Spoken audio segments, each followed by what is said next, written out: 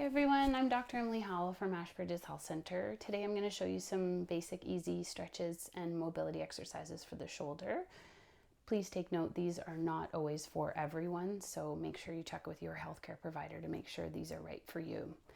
These are some basic exercises. Obviously they can get harder, as my patients know, but this will help you keep your shoulder loose and also mobile to keep it moving with any stress or tension. So the first stretch I really like, a lot of people will provide for the rotator cuff, a nice arm across the chest.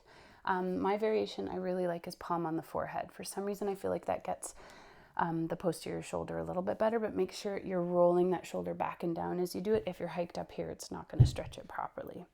That's one of my favorites, but you can also do this version. The other one is a general pec stretch, so either both hands, or you can do one side in a doorway and rotate away. Getting the front of the shoulder is really important because often we end up with some very rounded posture, which can be really tough on the poor rotator cuff. They often describe the shoulder as a golf ball on a tee, and these poor little rotator cuff muscles are trying to hold on for dear life, and they just don't have a chance with so much mobility but very little stability.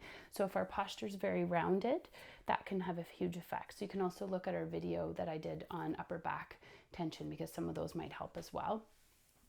For the rest of the shoulder, you can always work on the neck stretches as well that I posted earlier.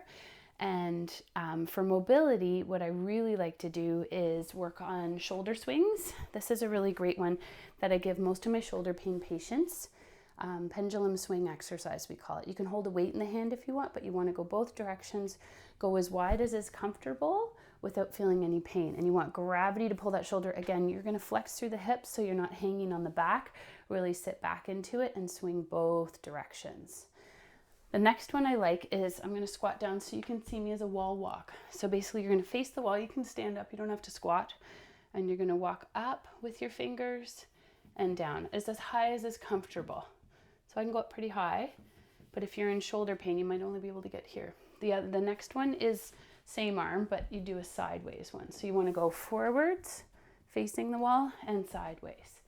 The last one, which a lot of people forget about, is I find the posterior capsule is often one of the causes of all this anterior shoulder pain. Because we lose the ability to internally rotate our shoulders, especially as we age, that leads to problems in the front. So I usually do a side-lying passive internal stretch, and my patients love this because I tell them they can do it while they watch TV or in bed. So you lie on your side, and the top hand, bottom hand is at 90 degrees, and again, you're dropping through the shoulder, and you're just gonna hold here. And you're gonna feel that in the back of the shoulder. You don't want to press until it kills, just a little gentle stretch.